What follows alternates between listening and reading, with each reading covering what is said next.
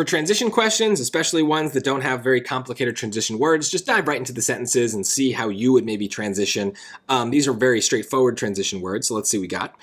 Neuroscientist Karen Konkali wanted to determine whether individuals can understand and respond to questions during REM sleep. She first taught volunteers eye movements they would use to respond to basic math problems while asleep. A single left-right eye movement indicated the number 1. Ugh, complicated. She attached electrodes to the volunteers' faces to record their eye movements during sleep. Okay, well, it just sounds like they're describing the experiment, right? So they're just describing the steps. So specifically is not quite right because that implies that the second piece is an example of the first, but it's not, right? The teaching them the eye movements is not like it's a separate step from then attaching the electrodes. The electrodes are not an example of how they taught the eye movement. It is now how they're going to measure the eye movement. So this is not kind of a general idea followed by a specific example.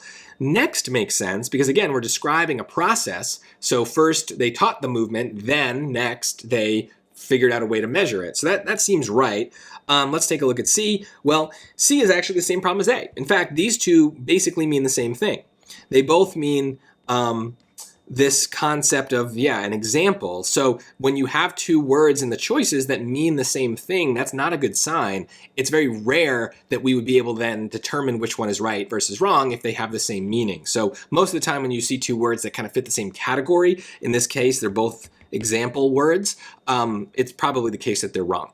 And D, in some, well, they're not summarizing anything, right? They're just kind of, again, going through a step of the experiment. We don't have what the results of the experiment were, so it's not a summary. So B is definitely the answer. And sometimes you just need to think of it like, okay, they're talking about a process. Time is involved, and next is a time word. So it makes sense. Maybe I wouldn't have used that word myself, but once I've got it available to me, I think it just sounds best here.